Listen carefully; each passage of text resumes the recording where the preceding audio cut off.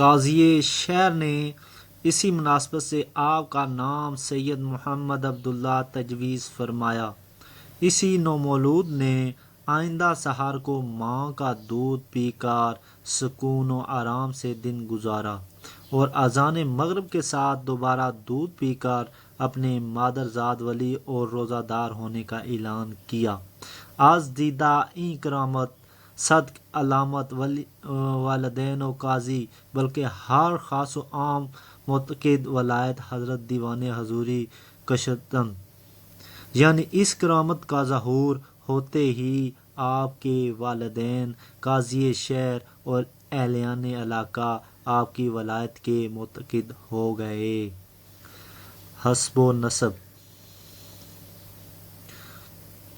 آپ کے والدین سید نہال الدین اور سیدہ فاطمہ کا مزار مبارک چکڑالی بدحال تحصیل گجرخان میں پنڈ والی دربار کے نام سے مشہور ہے۔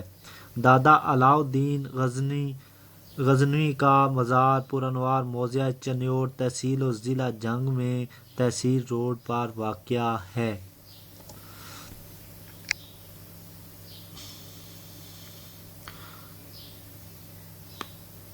اسی طرح آپ کا شجرہ نسب 6 واسطوں سے سید بدر الدین غزنوی جو بختیار کاکی اوشی کے خلیفہ مجاز ہوئے ہیں ان سے ملتا ہے، اور 12 واسطوں سے سید شریف الدین المعروف ابو اسحاق شامی سے ملتا ہے۔ آپ تمام چشتیوں کے سردار ہیں اور آپ ہی کی نسبت سے سلسلہ عالیہ چشتیہ کی بنیاد پڑی۔ آپ کی پیدائش 225 ہجری یا 230 ہجری ہے اور وصال 14 ربیع الثانی 340 ہجری کو ہوا۔ مزار مبارک عکا دمشق میں ہے جو نواح شام میں ہے، اور 20 واسطوں سے افضل الشہداء شہید کربلا سے مل ہوتا ہوا امام الاولیاء حضرت علی المرتضیٰ مشکل کشا شیر خدا کرم اللہ وجہہ الکریم سے جا ملتا ہے۔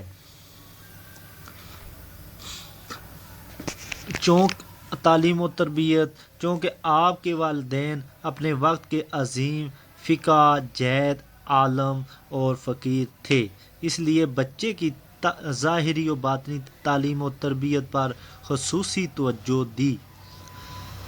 کم سنی میں ہی جناب سید محمد عبداللہ شاہ صاحب نے قرآن مجید حفظ کر لیا، فقہ تفسیر احادیث پر مکمل عبور حاصل کیا اور سلوک و تصوف کے پیچیدہ رموز اپنے جلیل القدر والد گرامی سے پڑھے۔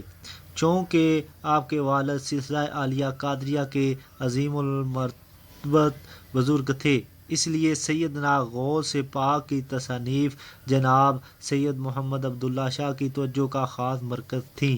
اصول علم اور عبادت و ریاضت سے آپ کے وجدان پر سرشاری کی سی کیفیت طاری ہونے لگی اور آپ سے کرامات کا ظہور ہونا شروع ہو گیا۔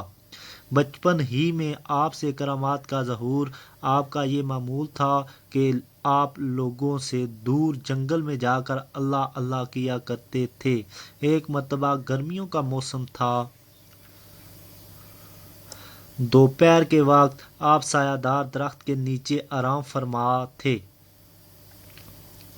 کہ سر مبارک سے درخت کا سایہ ہٹ گیا۔ غازی خان بدحال شکار کھیلتا ہوا ادھر آ نکلا۔ اس کی حیرانگی کی انتہا نہ رہی جب اس نے دیکھا کہ ایک سانپ اپنا پھن پھیلائے حضرت دیوان حضوری کے چہرہ مبارک پر سایہ کناں ہے۔ اس کو دیکھ کر سانپ غائب ہو گیا۔ وہ اس واقعے سے بڑا متعجب ہوا کہ انسانوں کا فطرتی دشمن سرکار پر سایہ کیے ہوئے ہے۔ تب اس کے ذہن میں رمضان کے چاند اور مادر زاد ولی ہونے والا واقعہ آیا اور پتہ چلا کہ حضرت سید محمد عبداللہ شاہ دیوان حضوری واقعی مادر زاد ولی ہیں۔ برنالی کل حقیقت پچھلی آہے تس معلوم، چند جو ماہ رمضانی والا آہے تس مفہوم، ہن دوجی واری اوصاف جو نظری اپنی اکھیں ڈٹھا، خاص یقین تصور ہویا واہ واہ عالی چٹھا ہے مادر زاد ولی عبداللہ کہندا غازی خان اگے لوکاں اہل صفائی جڑے اہل بیان ہے مادر زاد ولی ہے پکا اس وچ شک نہ کوئی آکھن لوگ تمامی اسنوں واہ واہ عزت ہوئی۔ دیگر کرامات جناب عبداللہ شاہ دیوان حضوری ایک مرتبہ تخت بڑی میں ایک نمبردار نے ہل چلانے کے لیے بہت سے حالی جمع کیے۔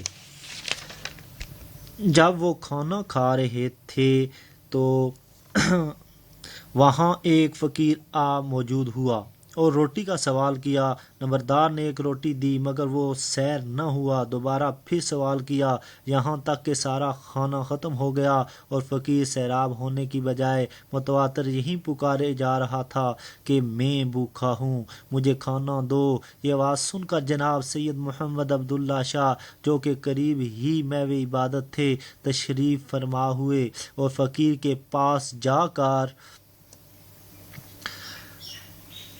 بسم اللہ شریف پڑھ کر اس کو ایک روٹی دی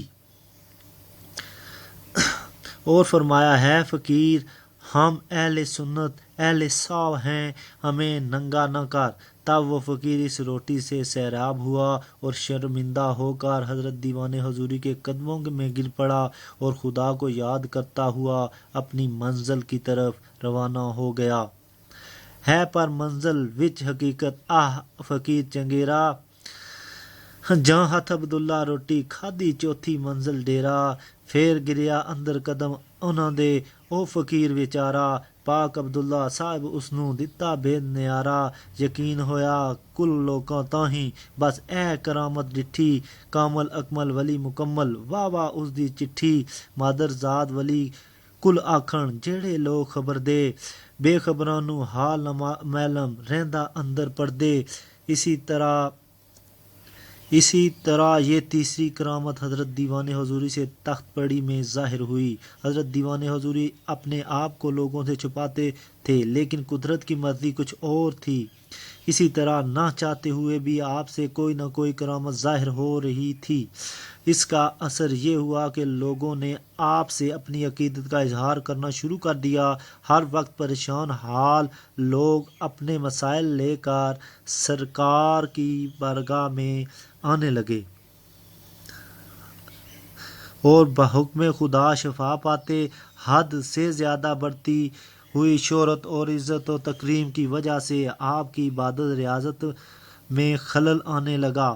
آپ نے اپنے والدین سے اس صورتحال کا ذکر کیا، چنانچہ آپ کے والدین آپ کی فرمائش پر تخت پڑی سے ہجرت کر کے چکڑالی میں آ گئے، لیکن یہاں بھی وہی حالات، عشق اور مشق چھپائے کب چھپتے ہیں۔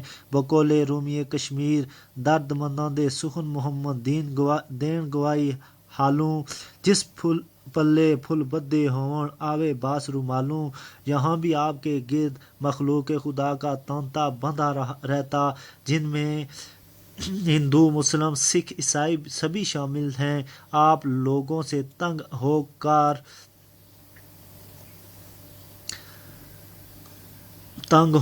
اکثر قبرستانوں میں جا کر چھپ جاتے اور تنہائی میں اپنے رب کو یاد کرتے۔ آپ کے والد ماجد اور آپ کو ڈھونڈ کر گھر لاتے مگر یہ سلسلہ کب تک چلتا۔ آخر ایک دن تنگ ہو کر آپ نے اپنے والدین کی خدمت میں سفر حجاز کے لیے عرض گزاری کی تاکہ ایسی جگہ چلے جائیں جہاں نہ کوئی ان کو پہچانے، نہ یہ کسی کو مرید کہیں اور نہ کوئی ان کو پیر۔ بقول بلے شاہ چل اتھے وسیے جتھے وسدے سارے انے، نہ کوئی ساڈی ذات پچھانے نہ کوئی سانوں منے۔ چنانچہ والدین سے اجازت ملنے پر آپ سرمست شیرازی کے ہمراہ عازم حجاز ہوئے۔ یاد رہے کہ یہ شیرازی صاحب ان دنوں شیراز سے آ کر سید شاہ نہال الدین کی خدمت میں حاضر ہوئے تھے اور ان سے دیوان حضوری کی دوستی اور عقیدت تھی جن کا مزار مصہ کسوال میں مرجع خلائق خاص و عام ہے۔ دونوں بزرگ باپیادہ لاہور پہنچے اور کچھ دن مرکز انوار تجلیات داتا علی حجویری پر گزارے۔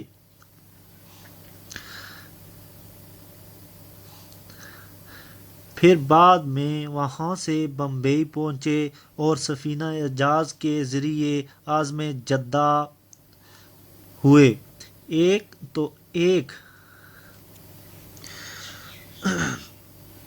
ایک شام مخالف ہواؤں نے بادبانی کشتی کو گرداب میں پھنسا دیا۔ جہاز کے ناخدا نے ایک جزیرے میں جہاز کو لنگر انداز کروا دیا اور طوفان کے تھمنے کا انتظار کرنے لگا۔ اسی دوران تمام مسافر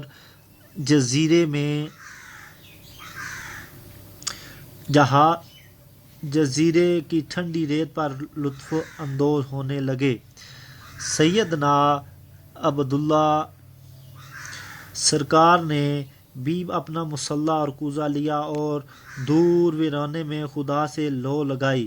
اسی عالم کیف و سرور میں جب آپ واپس لوٹے تو جہاز جا چکا تھا، رات کی تاریکی میں ہو کا عالم تھا۔ آپ دوبارہ پھر یاد الہی میں مصروف ہو گئے۔